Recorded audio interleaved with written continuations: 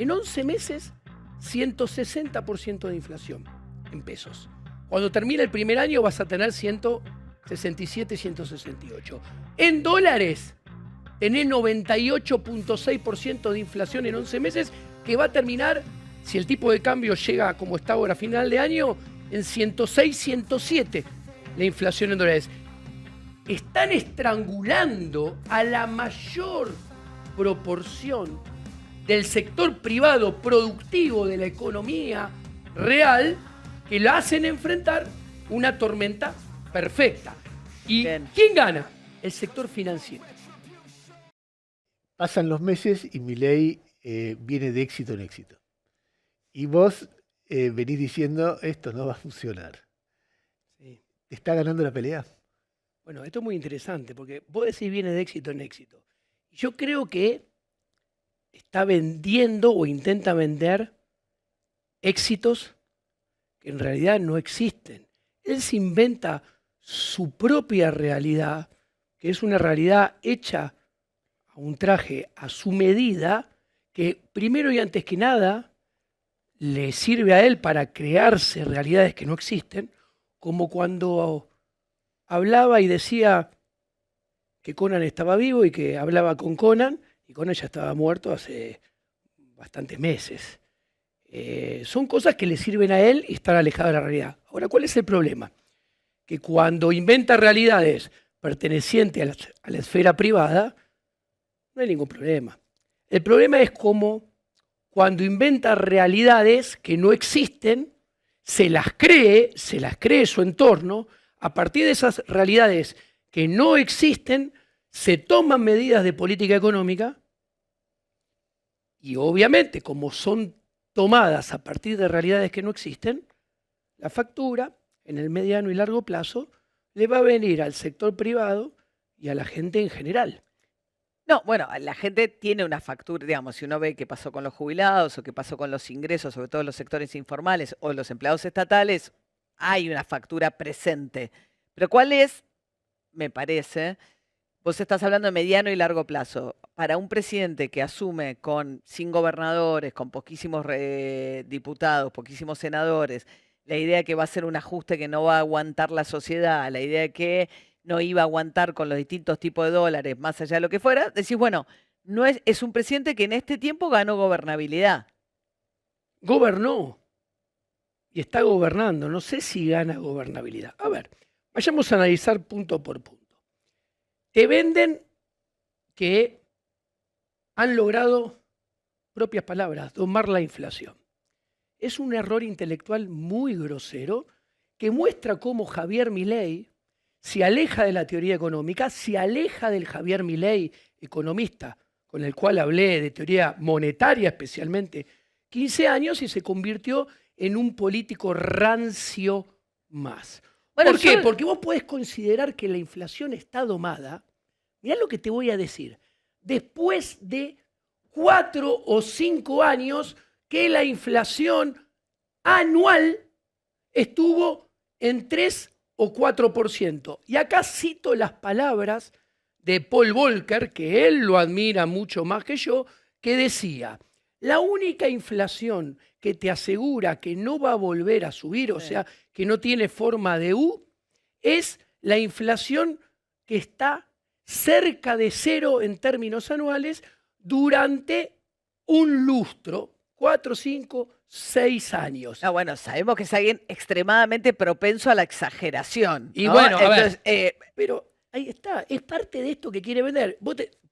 Te dice, tengo el mejor ministro de Economía de la historia. El mejor gobierno, el mejor ministro. Gobierno. Estamos por entrar en el proceso de 100 años de crecimiento más exitosos de la historia argentina. Es para cagarse de risa, no se lo puede tomar en serio. Ahora, le pongo números.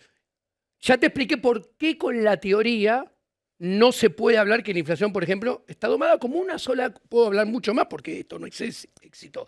A ver, tenés en 11 meses 160% de inflación en pesos.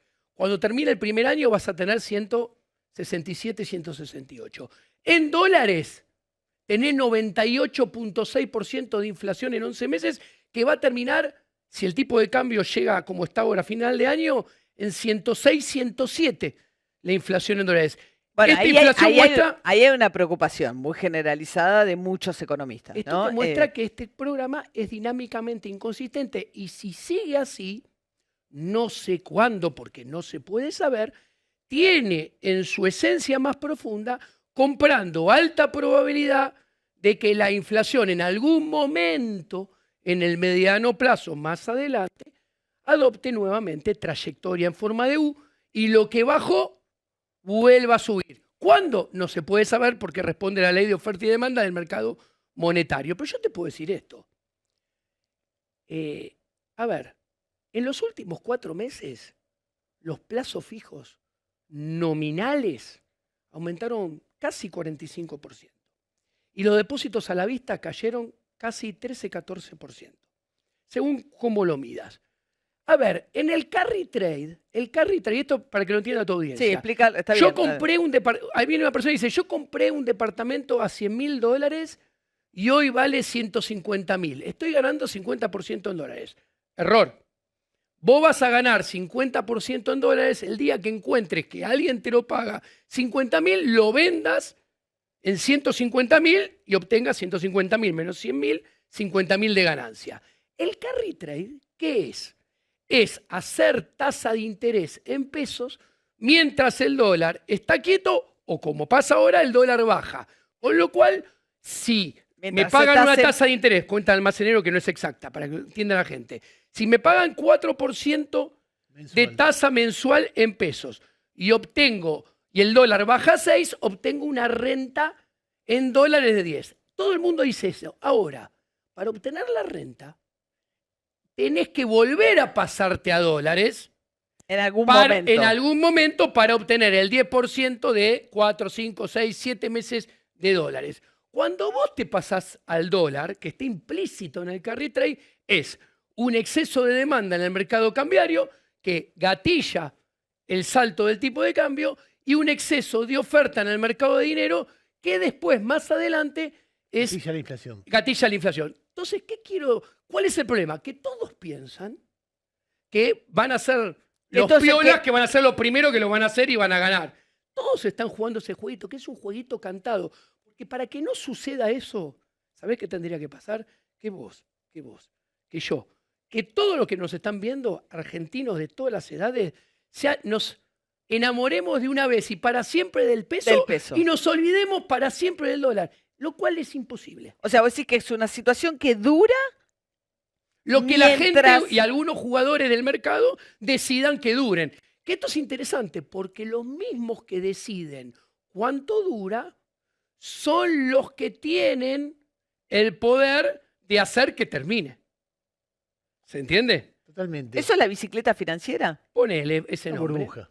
Diego, yo te voy a decir algo que me pasó a mí, por ejemplo. Yo venía siguiendo el debate económico, me pareció interesante y me di cuenta que vos estás pegando el punto, la pregunta nodal respecto del futuro. Es decir, el carry trade, en algún momento, el tipo que está ganando teóricamente en dólares un montón de plata porque la puso en pesos de intereses, tiene vuelve miedo. Al dólar. Claro, tiene miedo y entonces dije, bueno, estornudó alguien en Turquía, volvamos al dólar y ahí tenés un problema. Ahora, en marzo-abril hubo una corriente de pensamiento dentro del pensamiento ortodoxo. Quizá el más importante fue Cavallo, pero Cavallo, Broda, Melconian, Lacunza, todos, Carlos Rodríguez, que decían el segundo semestre va a haber problemas. Y va a haber problemas, ¿por qué? Porque ahí se va a ver que cae la cosecha, no se va a liquidar con este tipo de cambio, el esquema del tipo de cambio regulado y bajo genera esos problemas habitualmente, la gente se va a preguntar cómo van a pagar la deuda, va a subir el riesgo país y ahí va a haber un cimbronazo. Y estamos en eso, y Milei dice, no la ven, no va a pasar eso. Estamos en el segundo semestre y tuvo razón Milei, no pasó eso. ¿Por qué? Bajó el riesgo país, sigue el dólar clavado, bajaron. Siguen comprando bonos pensando que el gobierno crecen levemente las reservas. Entonces, cuando discutimos sobre el futuro, y Milei dice, siguen sin verla, tiene una dosis de credibilidad que hace 6 meses no tenía. ¿Entendés lo que digo? Sí, yo entiendo tu postura. Yo te voy a hacer el comentario de lo que pienso sobre eso. Punto número 1. La economía es dinámica, o sea, cambia permanentemente porque cambiamos los agentes económicos, nuestros comportamientos permanentemente, y a su vez la política cambia permanentemente. Por ejemplo, yo no escuché en nadie del periodismo de levantar un punto que en estos 11 meses ha habido 3 políticas monetarias diferentes en el gobierno de Javier Milei. Desde enero, desde diciembre a abril, muy contractiva, desde abril a junio, julio, muy expansiva y casi neutra desde ese momento hasta hoy en día. Esto es un cambio y un cambio genera cambio de comportamiento, con lo cual cambio de variables. Pero dicho esto, ¿esto qué lleva? Hubo una concatenación de eventos que uno como economista no puede anticipar. ¿Cuáles son? Yo anticipé que iban a escupir dólares, pero no se puede anticipar. Lo vengo diciendo desde enero, que era un centro neurálgico del plan.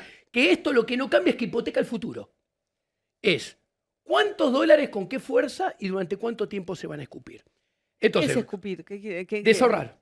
¿Cómo? Desahorrar. ¿Cuántos dólares la gente saca del colchón de sus ahorros? Estás hablando de la gente, no del gobierno. De la gente, para mantener consumo o para, y ahí viene, la gente desahorró para pagar bienes personales y pagar ganancias.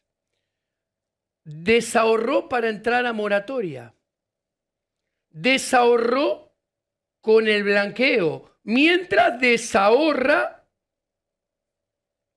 para pagar, para que se entienda, la tarjeta de crédito y ciertos consumos, como por ejemplo el repunte de las ventas de automotores 0 kilómetros, de automotores usados, etc. Ahora, ¿qué sucede? Esto ningún economista lo puede predecir con exactitud. Esto ha logrado, te contesto el resto, mantener esta paz más tiempo de lo que muchos pensaban. Y algunos le pusieron fecha. Yo trato de no ponerle fecha porque yo siempre digo, no lo sé esto. Ahora bien, ¿cuál es el punto? Esto es como el colectivo.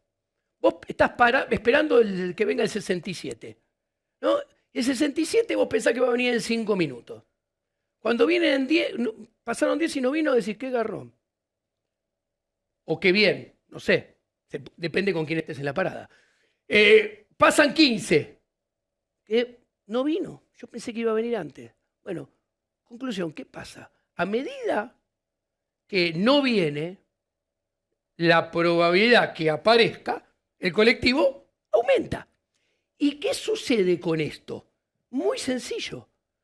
Cuando vos mantenés lo financiero a fuerza de forceps artificiales, que son todas medidas o acontecimientos que no son permanentes, ¿por qué? Bienes personales, ganancias, la moratoria, el blanqueo, nada es permanente, todo es transitorio, o recurrís a un invento nuevo o se acaba el fenómeno.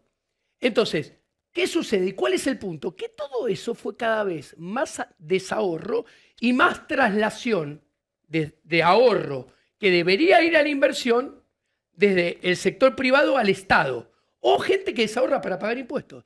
Entonces, ¿acá qué te encontrás? Con el verdadero problema y más grande del gobierno de Javier Milei. Acá vengo lo primero tuyo, Ernesto. Que esto, cuando un buen economista, como decía Bastiat, es aquel que no mira el impacto de las variables de primera vuelta o directo, sino que mira el impacto de la variable de segundo, tercero o cuarto orden, y no en el presente, en el futuro. Cuando vos mirás esto, ¿qué te encontrás? Uno, que hoy cuando mirás la economía, vos tenés un 15% de la economía que está creciendo y vos tenés del otro lado un 75% de la economía que está transitando la pata de la L y cada vez más segmentada. Cuando lo mirás por el lado de la oferta, vos te encontrás con sectores como la construcción, que cuando comparás último dato, septiembre contra agosto, agosto contra julio, fueron negativos. Y el interanual, que venía cayendo menos, de menos 30 a menos 25, a menos 16, a menos 14, volvió a menos 22 y a menos 24. te encontrás con la industria que, estoy siguiendo el lado de la oferta, que la velocidad de la recuperación, que había sido bastante, desde un piso muy bajo, abril, mayo, junio, julio, había ganado cierta velocidad. Contra el mes anterior. En agosto y septiembre se plancha. ¿Ok? Cuando vos mirás el nivel de actividad global y mirás todas las recesiones y las recuperaciones por recesiones, y te digo, dos que fueron acontecimientos y shock externos, que tenés el Tequila 95 o tenés Lehman Brothers 2008-2009, Menem y Cristina Kirchner. claro, que viene además con la crisis del campo doméstica. Bueno, esos son los acontecimientos de caída más fuertes de todas. Pero cuando vas a las recesiones y recuperaciones por factores devaluatorios domésticos que tenés, noviembre del 2001, diciembre del 2001 porque se sale de la convertibilidad, cuando vos agarrás y tomás en cuenta Fábrega Krisiljov con su devaluación del 25-28% del 2013, principio de 2014, cuando vos Bueno, tomás antes la de Macri, ¿no? la apertura de Macri de la suba del tipo de cambio porque abre el cepo Sí. en diciembre del 2015, enero de 2016, o el derrape de Macri de agosto, que empieza en agosto del 2018 y 2019, vos te encontrás que esta recuperación de Javier Milei fue al principio, los primeros 2 meses no fue tan fuerte como varias esa experiencia. Después es mucho más grave, mucho más prolongada, y esta recuperación está, de esos 5 acontecimientos, está en el medio. Tiene 2 mejores y 2 peores. O sea, no es nada del otro mundo. ¿Y por qué te mencioné la del Tequila y la de Lehman Brothers? Que cayeron mucho más pronunciada, porque tiene que prender una vela a que no estornude ni Brasil, ni el mundo, ni la región, porque si con esta debilidad de recuperación llega a venir algo foráneo, negativo, que no sabemos qué puede ser, pero cosas que no manejamos, por ejemplo, si el real pasa de 5, más cerca y más fácil, ¿qué pasa si, como suele pasar muchas veces, en el carnaval, Brasil sube el tipo de cambio de 5,50 a 6,50 o 7 o 6,80, invento? ¿Ok? Viene subiendo el real. ¿Qué pasa si hay un problema de que se instaura una guerra comercial entre China y Estados Unidos? Bueno, pero, a ver, la va a sentir. Y ahora cierro. Y del lado de la demanda, esto es terrible. Y esto te va a interesar. Cuando miren consumo masivo, Sentia, por ejemplo, que salió el dato de octubre, salió el de septiembre, redondeando, interanual cayeron 22% contra el año pasado y septiembre había caído contra agosto, los 2 datos. Ahora, cuando vos mirás eso, en el interior cae más que en el AMBA, redondeando, en AMBA cae 18, en el interior menos 24. ¿Por qué? Porque el ajuste de que se le deja de pagar transferencias a la provincia, no digo que está bien o está mal, digo el resultado. ¿Qué generó? Que en la provincia y los municipios se subió la presión tributaria. Entonces, tienen menos guita para consumir. Cuando vos miras supermercados mayoristas del INDEC, vos te ves que no hay ninguna recuperación mes contra mes, ni agosto, contra julio. Entonces, se segmentó el consumo. Lo que se recupera es lo de arriba de la pirámide. La clase media alta que desahorra para comprar autos, pero la que tiene el sueldo que le aumentó en dólares menos de lo que cayó el poder adquisitivo del dólar. El que le aumentó el sueldo, que es a todos, menos que lo que aumentó la inflación en pesos, y las tarifas, luz, gas, agua, internet, impuestos, que aumentaron mucho más que los sueldos. O sea, ese sueldo que ya no aumentó para pelear la inflación, el aumento va para pagar todo eso. Entonces el consumo masivo se desploma. Entonces ahí tenés una segmentación y ahí encontrás por qué mucha gente y los sectores de izquierda te van a mostrar eso y te van a decir, Javier Milei gobierna para los ricos. Te hago yo una última pregunta de mi parte, Diego. Me llamó la atención en los últimos días unas declaraciones de Juan Carlos de Pablo respecto de una crítica a un economista que tiene, digamos, hoy afinidad o por lo menos cotidianidad con Milei, planteando que esta apertura económica que viene de la mano de la liberación el no pago de aranceles para las compras a través de correos hasta $400, etcétera, que el gobierno planteó como una forma de abaratar compras para diciembre, para la Navidad, dijo, bueno, eso no es bajar la inflación, eso es bajar los precios a través de una medida que además plantea una cancha muy desigual a las pymes y la producción nacional, porque vos no podés hacer una apertura a esta velocidad cuando mantenés las condiciones de producción que son tanto más caras para la producción nacional, hablando de impuestos, etcétera. ¿Vos coincidís que el hecho de bajar aranceles y abrir la importación en estas condiciones solo puede empeorar el escenario? Primer punto. De Pablo está levantando algo que yo vengo levantando hace 3, 4 meses.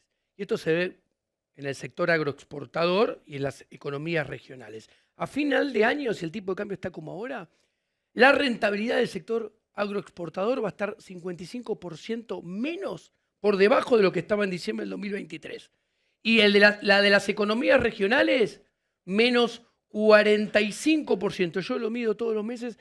Uno se llama el índice Icopesa, el otro se llama el índice ISER. ¿Por qué? Porque dentro de la estructura de producción, de los costos de producción, todos los costos en dólares aumentaron en 3 dígitos. ¿Ok? A su vez, la presión tributaria, como hay que medirla, también aumentó, porque hay que mirar, uno cuando produce paga impuestos al gobierno nacional, al gobierno provincial y a los municipios que se llaman tasas. ¿Ok? Bueno, eso también aumentó. Si miramos encima que los precios internacionales cayeron de todo eso que acabo de mencionar, están cada vez más ahogados. Entonces, si están cada vez más ahogados, ¿van a invertir? No, no van a invertir. ¿Van a ganar dinero? No, van a ganar menos dinero. Entonces, de Pablo lo que está diciendo es, señores, si vos abrís la economía cuando todo el sistema político sube impuestos, vos vas a hacer que determinados sectores se fundan o empresas. Y es lo que yo le explicaba que Javier Milei, claro, porque yo lo que le explicaba y le mostraba la realidad no lo quiere ver, porque si no le mato su mesianismo. Le digo, vos no podés hacer nada. Es la ley de coparticipación. En Argentina, vos no sos un rey absolutista que vos ponés los impuestos. Los 24 gobernadores ponen impuestos, los 2.300 intendentes ponen tasas, todos hacen revalúos, todos inventan impuestos, tasas, todos suben alícuotas. Y si vos le dejás de pasar guita, hablando mal y pronto, se dan vuelta y suben todo eso. Por eso el ajuste lo va a pagar toda la gente y no la va a pagar nunca la casta. Y si encima vos también subís impuestos, porque Milei subió impuestos, atenti a no olvidarse, y encima subís tarifas muy por arriba del índice del IPC mentiroso del INDEC. ¿Por qué mentiroso? Para que te des una idea. Tiene metodología del 2004 y canasta del 2016. Sí. Con lo cual asume que de cada 100 pesos que gastamos nosotros, solamente 8.9 lo gastamos en mantenimiento del hogar. Expensa, luz, gas, es para cagarse de risa. Entonces, ¿qué quiero decir? Cuando vos tomás todo esto, te das cuenta que acá están estrangulando a la mayor proporción del sector privado productivo de la economía real, que la hacen enfrentar una tormenta perfecta. ¿Y quién gana? El sector financiero. Ahora, y acá resumo, el sector financiero gana mucho dinero y de corto plazo tiene expectativas muy positivas. La economía real está cada vez más angustiada y ahogada su rentabilidad, no gana dinero, cada vez gana menos y tiene expectativas nada positivas de mediano y largo plazo. Esta simetría en la economía austríaca, la explica, es inconsistente en términos dinámicos. ¿Qué quiere decir? Esto no puede quedar así mucho tiempo. Bien. O la economía financiera hace el catch down en algún momento, o sea, baja hacia la realidad de la economía real, O- o la economía real algún día hace el catch-up y sube a la realidad de la economía financiera. ¿Cuál es el problema? Que la economía financiera tiene la capacidad de hacer el catch-down en días o en semanas a partir del ajuste de un solo precio, que es el tipo de cambio. Y la economía real, para hacer el catch-up en el largo plazo, en el modelo de Milei, que yo no digo que está Sí. bien o está mal, es más, lo defiendo apuntando a la inversión. Depende de la inversión. Ahora, ¿cuál es el problema? Que Javier Milei tiene los peores niveles de inversión de los últimos 6 presidentes de la nación. Cuando vos mirás los primeros 10 meses del gobierno de Javier Milei, la inversión en términos de PBI es 13.4. Tiene menos que Alberto, tiene menos que Macri, Diego, tiene menos que Cristina. Te agradecemos la visita. Valoramos mucho tu pasión y es muy interesante escucharte. Así que Bueno, muchas gracias por haber espero que venido. se hayan divertido. Gracias, Diego. Siempre es interesante. Además, está muy bien que mucha gente diga advertencias en los momentos en que un gobierno se siente muy fuerte y parece que no le entra bala. Entonces, está bueno que haya gente que esté planteando ojo con esto, ojo con lo otro. ojo Más con lo que otro. nunca Pensemos este en gobierno media. es un gobierno que hay que evaluarlo en los 4 años. Bien. No tiene sentido mirar lo que hace en el cortísimo plazo y los resultados, sobre todo por lo que hace. Gracias, Diego. Un placer enorme. Hasta luego. ¿Buscas asesoramiento económico y financiero personalizado para hacer crecer tu empresa, protegerla y potenciarla por encima de las crisis económicas argentinas? ¿Querés construir una economía tan sólida en tu empresa que nada pueda afectarla negativamente y así que pueda crecer aún en tiempos complicados? Te invito a visitar mi web, donde encontrarás estrategias claras y probadas, respaldadas por más de 25 años de experiencia, diseñadas para transformar los resultados de las firmas en el sector privado. Hace clic ahora en los enlaces de la descripción y toma el control de tu economía y de tus finanzas, y también de la economía y de las finanzas de tu empresa, para protegerla y potenciarla.